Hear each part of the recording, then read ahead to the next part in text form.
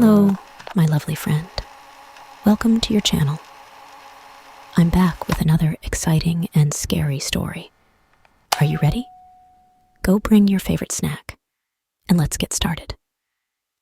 Tonight's story is not for the faint of heart. It's a tale of shadows, whispers in the dark, and something watching from just beyond the veil of reality. So, turn off the lights, sit back, and prepare yourself. Because once you hear this story, you might never sleep the same way again. I'm a pizza delivery guy for a small independent joint in Kentucky. Now, I won't brag, but we have a reputation for being the best there is in our town, and I can't take much of the credit. I'm not one of the chefs. Part of the reason we're so popular, though, other than our buy one, get one free Fridays, is that we deliver a bit further out than our competitors. You see, we had the genius idea to invest a bit of extra moolah into a couple of delivery cars with heated seats. This has the bonus of keeping the pizza warm for longer, so we can deliver further out than our rivals. One of our regular stops is a local halfway house just outside in the boonies, on the outskirts of town. We're the only pizza joint that delivers that far, and our competitors claim it's too far. But I don't believe them. I think they just don't want to deal with ex-cons and former or supposedly former addicts. But you know, I'll tell you what, most of these guys who are just out of jail or down on their luck, they're some of the best tippers you'll ever meet. Most folks like this aren't bad deep down. At least not when they're faced with a delicious, piping hot pizza pie as a reward for a hard week's work anyway. So, yeah, I always enjoyed getting sent on a delivery to the halfway house. I met some real interesting people too. Sometimes they'll order real late, especially if pizza was on the supervisor, and he'd invite me to join them for a slice if my shift was over. That's the beauty of working for a little independent joint. My boss doesn't care if I chill with the customers, and I bet Papa John's doesn't let you do that. Now anyways, this one night, I got an order for a single 12-inch pepperoni. Uncommon. Normally, they'd order enough to feed half a dozen or so guys, but not unheard of. When I pulled up outside the halfway house, most of the lights were off. It didn't look like anyone was in, except there's this guy pacing back and forth in front of the steps. He's studying his cell phone, looking very nervous and bothered. And I could see his very pale complexion in the headlights of my delivery car. Well, no worries, I thought. He's probably just jonesing for some pizza. And so I fished the bag out of the heated passenger seat and headed over to him. I opened with a nice greeting, but my words just die right there on my lips. I can just tell this guy isn't right. He's acting like a heroin junkie, desperate for his next fix, scratching his neck, his eyes darting this way and that. And I check the name on the receipt. Hey you, Freddy. And for a moment, I don't understand what he's saying. And then this fella just sort of fully uppercuts the pizza box that I'm holding, just punches it upwards and towards me. So the damn pizza, thankfully still boxed up, smacks me in the face. I'm momentarily disoriented, and then Freddy continues to charge me. For this small, wiry guy, let me tell you that he was strong. I take a blow to the head, thankfully softened by the pizza box in my face, and a swift jab to the ribs. Then, with the strength of someone who absolutely has to be driven by more than just regular energy, he shoves me to one side, runs straight for my car, and leaps in. Now, the fool that I am, I left the keys in the ignition to keep the headlights on, so Freddy does this absolutely epic U-turn, which would have been more impressive if it hadn't nearly hit me. Meanwhile, I'm tossing the pizza box aside and trying to get to my feet. Where's my damn cell phone? I thought. It turns out it had fallen into the bushes somewhere, and I could search for it later. But for now, I just had to watch as Freddy peels off. In my wonderful new Toyota Prius that belonged to my employer, and let me tell you, this guy clearly could not drive.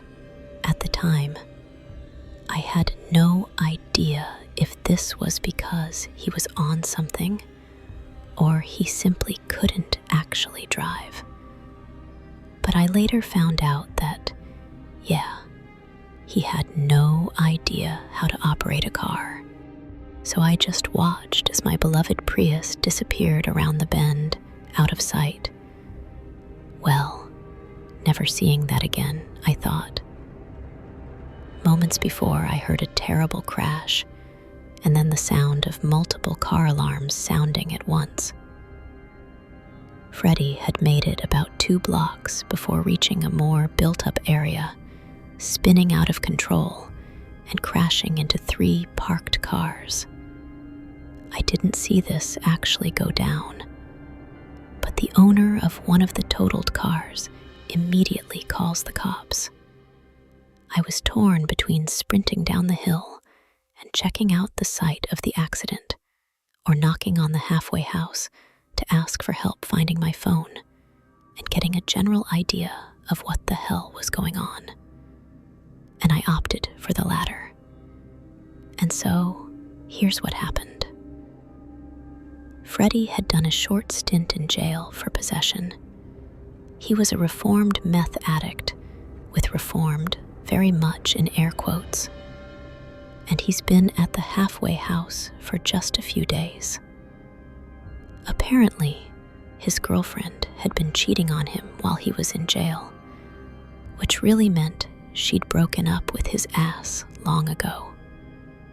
And for some reason, when he got out of jail, he expected her to be waiting with open arms, and instead, she was engaged.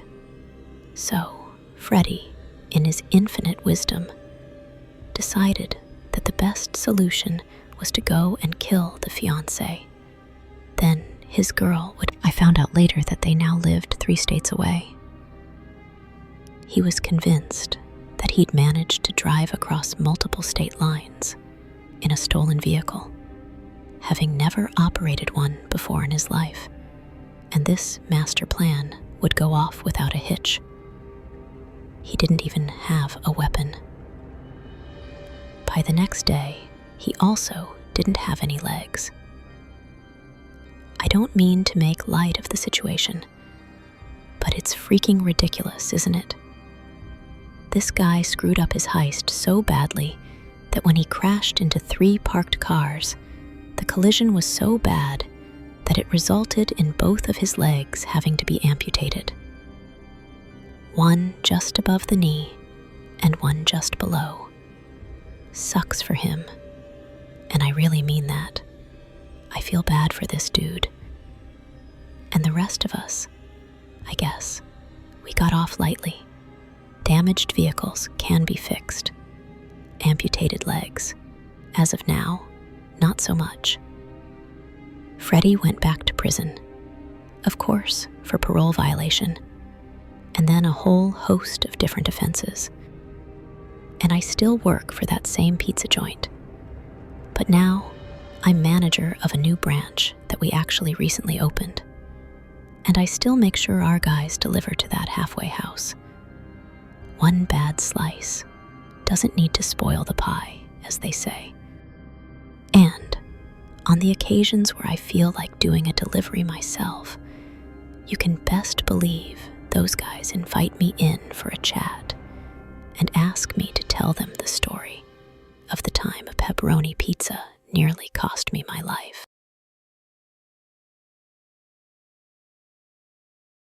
I'm from Cornwall, in the very southwest of England, so I'm very sorry for any strange punctuation and such, and I hope I don't come across like a thundertwint cuckwit. Now, any road. I was a pizza delivery guy in the UK for a few years, ending in 2020 after I got CO and had to self-isolate, by which time people just weren't ordering pizza in our little village anymore. We have a bunch of things in the UK.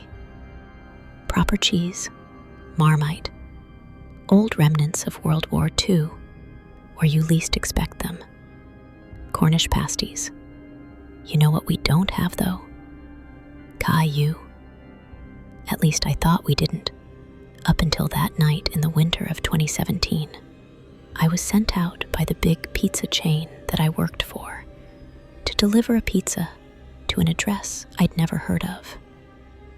It fell just inside of our delivery area, and I was one of the moped drivers, and it was a bit of a struggle to follow the GPS directions while riding a scooter, so I kept having to pull over.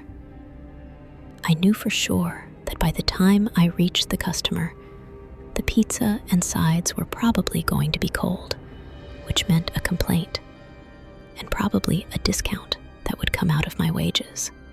To make matters worse, the route seemed to be leading me down the back roads, through the forest. Now, nothing wrong with that in the daylight, but I've always been a bit of a scaredy cat, not going to lie. So I just hunkered down and headed for roughly where I thought the location was. And then I heard the kaiju sound. You know the sound? You probably heard something like it 1,000 times, even if you haven't seen a single Godzilla movie. It's like that bong from Inception, mixed with Godzilla's roar. Hollywood uses it in trailers all the time, but less so back in 2017. But every time it's an indicator that something big, bad, and terrifying is coming. Bo, I heard it through my crash helmet. Bo, and I kept driving, not wanting to look up. Now I knew deep down that a freaking Godzilla wasn't going to be towering over the trees. I knew a T-Rex wasn't going to come charging after me, and I knew King Kong wasn't about to beat his chest and howl at me. And I knew Leonardo DiCaprio wasn't about to tell me I was in a dream, but the sound was happening. I wasn't imagining it. Things just got weirder when I saw a cardboard sign up ahead, attached to a tree. It literally said, "Pizza Guy this way." Yeah, that wasn't sketchy at all. Godzilla roars, and a mysterious sign. I should have just booked it out of there. Except now I realized where I was. Out in the woods was an old World War II bunker. We used to hang out there as kids sometimes, and there was an old broken air raid siren attached to the outside. Wincing against the sound, I realized that someone had got it functioning at least, enough to play their own recorded sounds through it. Now you might think I was a total muttonhead for grabbing the pizza and heading to the door of the shelter, but I kind of knew who was staying there. It was a group of squatters, hippie types, who wanted to live off the grid and had decided to make that air raid shelter their home until presumably the council came along and kicked them out. I knew because a buddy of mine had been hanging out with them a bit, and it made sense that he might have been the one to order pizza, or at least orchestrate it. I knocked on the door to the bunker. No answer. Well, I wasn't having that. The order was a cash on delivery. If the pizza didn't get paid for, I didn't get paid. And so, balancing the boxes of pizza, garlic bread, and chicken wings on one hand, I gave the door to the shelter a shove and it just swings open. The sporadic siren sound was still going off. I kept my crash helmet on, if only so I didn't have to hear that annoying kaiju roar. They'd done up the main room of the shelter pretty nicely, and I remember coming here as a teen to drink and smoke and clumsily try and hook up with girls. The place used to be covered in shite graffiti and stank of piss, and now it looked like the hippies had painted it, spruced the place up. There were even a few potted plants sitting around. It would have been nice if not for the utterly eerie feeling caused by it being deserted. I was getting pretty fed up with carrying the food around, and also that roaring kaiju sound. So I looked around, and there was a desk and what looked like some kind of audio equipment, although to me it looked defunct. Switched off maybe, but at least I had somewhere to put the food down. And inside the shelter, the noise was nowhere near as bad.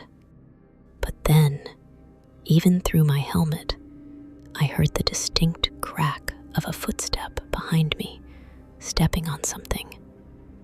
Then I felt the distinct crack of something hitting me square across the shoulder blades. Hard. I let out a loud yell and whirled around. The guy who stood in front of me was topless, his hair long, lank, and greasy, and he had a wild and unkempt beard. His torso was smeared with something. Let's just say that it didn't smell good. He was holding a pole cue, and that's what he'd hit me with. I can't tell you exactly what he yelled at me, but it sounded something like terrible lizard man sucking a willy. And I could barely see, so I let out my own feral roar. Godzilla himself would have been proud. Then I delivered the hardest kick I could muster, right into the deranged hippie's taint. He hooted and hollered, and that was all the time I needed to shove him away, dash outside, flip up my blood-covered visor, and very slowly speed away on my pizza chain branded moped. When I was what felt like a safe distance away, I called the cops. Of course, this was the British countryside, so it took them hours to show up at the old shelter. And by then, I'd already gone back to the restaurant and explained what happened. I don't think my manager believed a word of it until the cops eventually called. They hadn't found anyone in that old shelter. They did find some blood in the broken pool cue and the jerry-rigged siren in the laptop. The hippies themselves weren't there, though. In fact, they were all accounted for at an outdoor rave in a farmer's field, all above board. They claimed they had no idea who my assailant could have been, and he was never caught.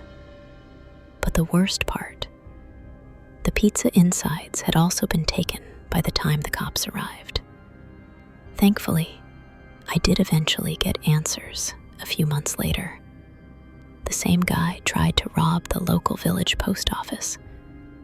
He was a violent crack addict or something, who had been in and out of prison for years. When I was called to identify him in a lineup for one of his many crimes, an officer let slip that I'd gotten off really lucky. Here's the weird part. This guy swore blind that he did not set up that laptop to play kaiju roar inception bong sound. He copped to everything else. Attacking me, the armed robbery, a few other things too. But that, he insisted it wasn't him, and so did those other hippies. None of them had any reason to lie, though, and nobody would have gotten in trouble for that. So who or what the hell was causing that strange, terrifying monster roar? I'm not sure I'll ever know.